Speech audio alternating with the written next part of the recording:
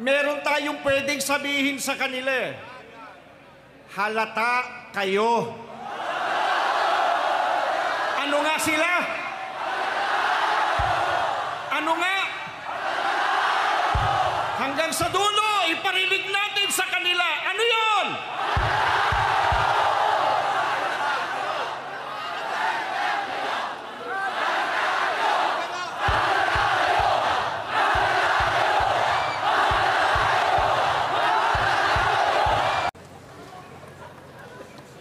Mga kababayan, magandang araw po sa inyong lahat.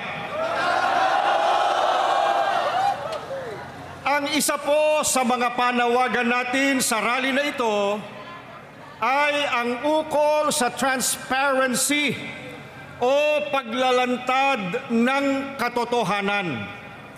Sapagkat karapatan ng bawat isa na malaman kung ano ang totoo.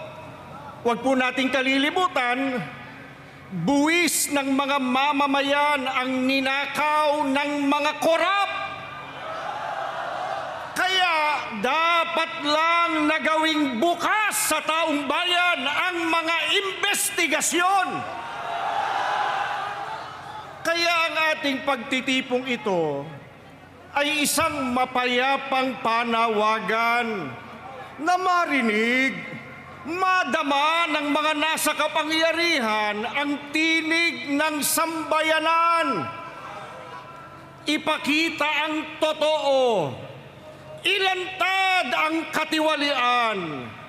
Tuntunin at pangalanan ang mga sangkot. Lalo na ang utak ng katiwalian. Hindi dapat itago sa taong bayan ang mga katiwalian at mga magnanakaw, kundi dapat ilantad upang mapanagot at huwag nang pamarisan.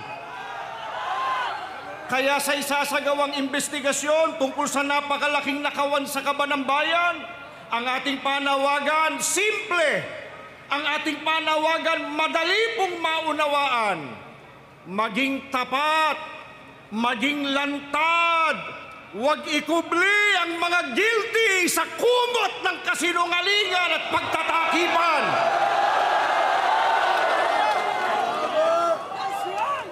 Pero nakakabahala, mga kababayan.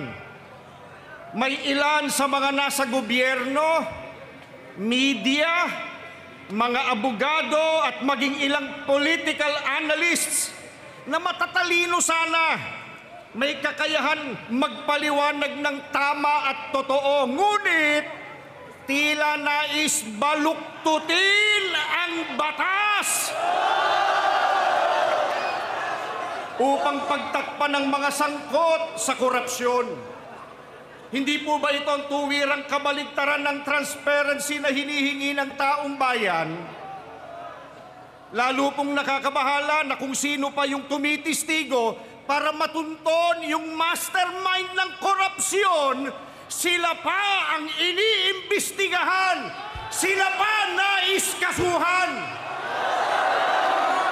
Mga kababayan, saan po kayo nakakita na yung tumutulong sa investigasyon para mapalitaw ang punot dulo ng katakot-takot na nakawan sa gobyerno ang siya pang sinisiraan?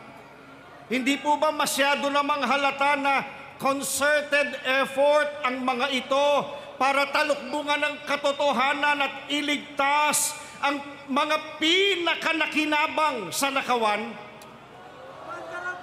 Meron tayong pwedeng sabihin sa kanila. Halata kayo.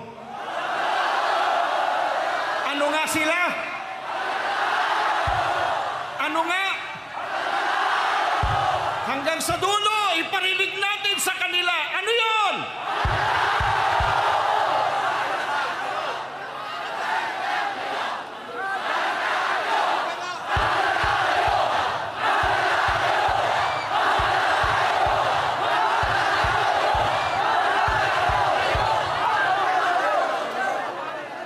Kapag ang mga dapat sanang tagapagtanggol ng katotohanan ay siya pang nagkukubli nito, saan pupulutin ang ating bayan?